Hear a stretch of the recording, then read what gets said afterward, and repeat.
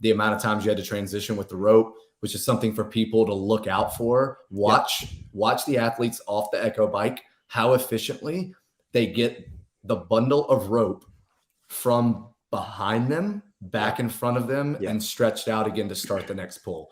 Because I saw so many athletes waste 5 seconds every time they turned around. So that's 15 seconds. So that's 45 seconds over the course of the workout, just trying to untangle the rope or get it stuck from underneath their sled or whatever.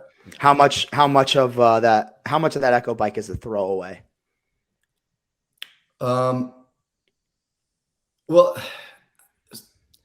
so I think it's easy for everyone to just say, okay, so the only thing that matters in the workout is the sled. I disagree with that, and by the way. That is a pretty far extreme.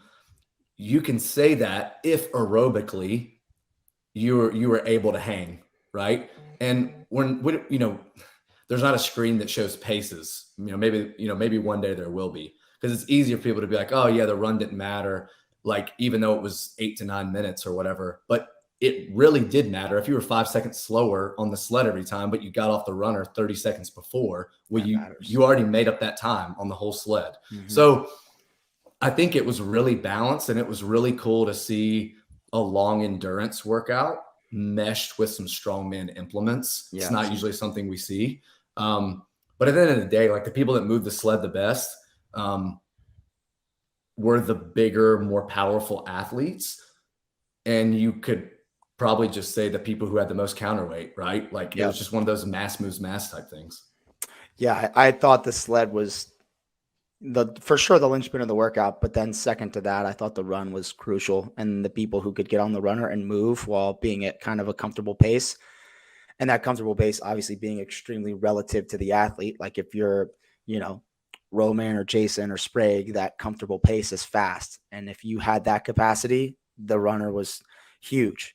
And then on the other end of that, if you don't have that capacity, the runner is huge. It eats you up, it swallows you whole. And I thought that was a big part of the workout as well. And it's interesting you kind of label that sled as strongman implement. I guess I see it as like kind of grunt work, where like who's, there's technique involved for sure, but who can adapt to an implement and move it most efficiently. It was cool to watch. I like that. What was also interesting to me too is I didn't see a whole lot of people wear gloves. And that was surprising. What you did see is people chalk every single trip.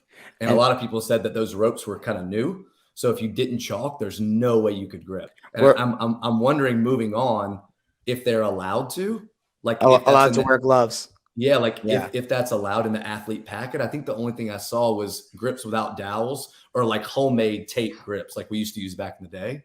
Because maybe you're not allowed to use wide receiver gloves because they're too tacky. Or maybe you're not allowed to use those mechanics road gloves because they put you at an advantage. But if you are allowed to, I think you'll see a lot of people do it in the coming weeks. I think with hand protection, they would have shown a picture of that, and maybe because their gloves weren't in the list of approved hand protection, no one used them. What about pine tar? Is that cheating? It's only cheating if you get caught, I guess, right? I just had that thought. I was like, fuck, man. I don't like wearing gloves ever. I have mechanics gloves, and I don't feel like they grip a rope that great. I've never tried wide receivers gloves, but I wouldn't want to do that either. But I was thinking, man, I played baseball my whole life. I was like, some pine tar would be fucking sick on that rope. But like, I think in general for fans, the people who look like they're moving the sled the best on the first 3 trips, you can bet that they're probably going to continue to do that. Yeah. I also think you can get out there and move that first sled too fast and blow up a little bit on it. But to a degree, I agree for sure. You got the difference in only 145-pound plate. Yeah. So that's not a big difference. And I mean, that's what I did at my competition this last time. It was 6 and 5. And then after the fact, I was like, that was probably too heavy for the women to push in that synchro sled push burpee workout. But the big thing is the fact that the women are doing the same amount of machine work. So that's already a minute per machine-ish, right? So you add that with the sled, that was still pretty robust. I mean, 180 is over, I would say, almost all their body weights, maybe a few that are heavier than that. But that's like, there are a lot of guys. I mean, there were several guys out there, 225 or 220. but not a lot of females out there 180.